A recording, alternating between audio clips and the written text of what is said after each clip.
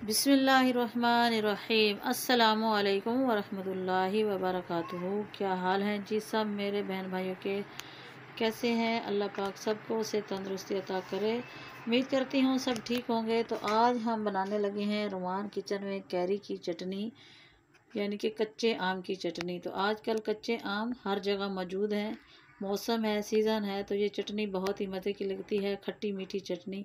आम की कई तरह से चटनियाँ बनती हैं, इसका मुरब्बा भी बनता है, अचार भी बनाया जाता है। तो आज हम बनाने लगे हैं सिंपल तरीके से खट्टी मीठी चटनी, जो आप लोगों को बहुत ही पसंद आएगी। अगर आपको मेरी रेसिपी अच्छी लगे तो लाल सब्सक्राइब का बटन दबाएं, साथ में बेल का आइकॉन प्रेस करने से मेरी रेसिपी सबसे पहले फ्री में देखने को मिलेगी।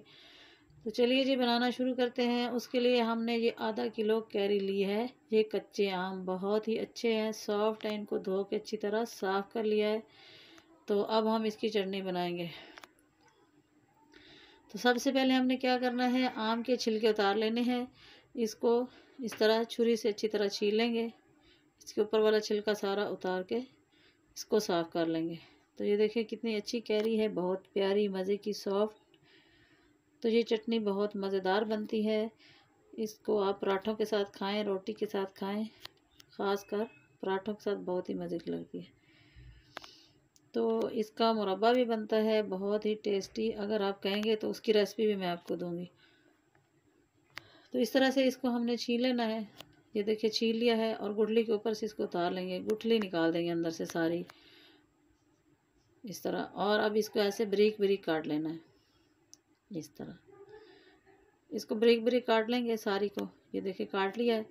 तो अब इसकी चटनी बनाएंगे। बहुत ही सिंपल, इजी और आसान है, बिल्कुल भी मुश्किल नहीं है। और कोई भी इसमें एक्स्ट्रा फजूल मिसाले नहीं है कि जो आपके घर में ना हो। जो चीज़ें घर में हैं उन्हीं के साथ बन जाएगी। तो यहाँ पे हमने एक कढ़ाई ली है, उसमें हम सबसे पहले अपनी कैरी को शामिल करेंगे जो हमने काटी है। तो जितनी कैरी हो उतनी ही इसमें चीनी डालनी है। अगर आधा किलो है तो आधा किलो चीनी डालें, किलो है तो उसमें किलो डालें। हाँ, ये आधा किलो कैरी है तो मैं इसमें आधा किलो चीनी शामिल करूँगी। अगर आप चीनी की जगह गुड़ डालना चाहते हैं तो गुड़ भी डाल के बना सकते हैं, या फिर आधी चीनी डाल दें आधा गुड़, तो भी बहुत अच्छा टेस्ट बनता है। तो यहाँ पे हम थोड़ी सी मिर्चें शामिल करेंगे, ज़्यादा नहीं, और थोड़ा सा नमक टेस्ट के मुताबिक। खट्टी मीठी बनानी है ना, बहुत ज़्यादा मिर्चें डाल देंगे तो मिर्चों वाली हो जाएगी, मीठी भी हो, खट्टी भी हो, टेस्टी भी हो। तो इसमें हम ज़्यादा मिसाले नहीं शामिल करेंगे। 3-4 टेबल स्पून पानी डालेंगे और अच्छी तरह मिक्स कर लेंगे। और अभी तक हमारा चूल्हा बंद है, हमने ऑन नहीं किया। बस सारे को मिक्स करके फिर चूल्हे को अब ऑन करते हैं और मीडियम आंच पे इसको पकाएंगे, बहुत ज़्यादा तेज़ आंच नहीं रखनी।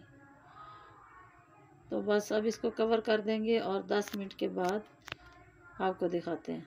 तो ये देखें चीनी का पानी मेल्ट हो गया, चीनी मेल्ट हो गई है और कैरी भी यहाँ पे गलने लगी है, थोड़ी थोड़ी गल गई है। देखें ये अच्छी तरह गल जाती है इसके अंदर। तो बस इसको मज़ीद और 4-5 मिनट पकाएंगे। तो यहाँ पे हम इसमें थोड़ा सा भुना कुटा ज़ीरा शामिल करेंगे, 4 टीस्पून से भी कम।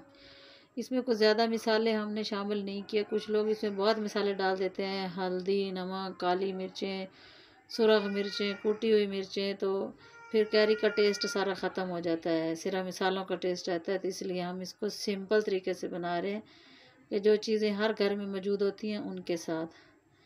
तो ये देखिए यहाँ पे ये गाढ़ी होनी शुरू हो गई है और कैरी भी इसमें माशाल्लाह से गल चुकी है। तो बस अब हम इसको डिश आउट करते हैं। अब इसको उतार लेंगे ना तो ठंडा होने पे भी ये थोड़ा सा और थोड़ी सी इसकी चाशनी जो है ना वो गाढ़ी हो जाती है। तो यहाँ पे मज़ीद गाढ़ा नहीं करना, बस अब उतार लेंगे। तो ठंडा करके इसको डिश आउट करेंगे। देखिए जी हमने इसको डिश आउट कर दिया है। देखिए कितनी मज़े की बनी है और चाशनी भी देखें बहुत गाढ़ी है। और आप इसको बना के सेव भी कर सकते हैं। इसको बना के रख लें तो कई दिनों तक आप इसको खा सकते हैं, ये ख़राब नहीं होती क्योंकि चाशनी पक गई है ना, उसमें बिल्कुल पानी नहीं है। तो इस तरह आप इसको बनाएं और कई दिनों तक खाएं। तो उम्मीद करती हूँ आपकी मेरी ये रेसिपी अच्छी लगी होगी। अगर अच्छी लगी है तो वीडियो को लाइक कर दें, शेयर कर दें, चैनल को सब्सक्राइब कर दें और मुझे कमेंट में बताएं कि आपको मेरी आज की रेसिपी कैसी लगी है। एक लाइक तो बनता है।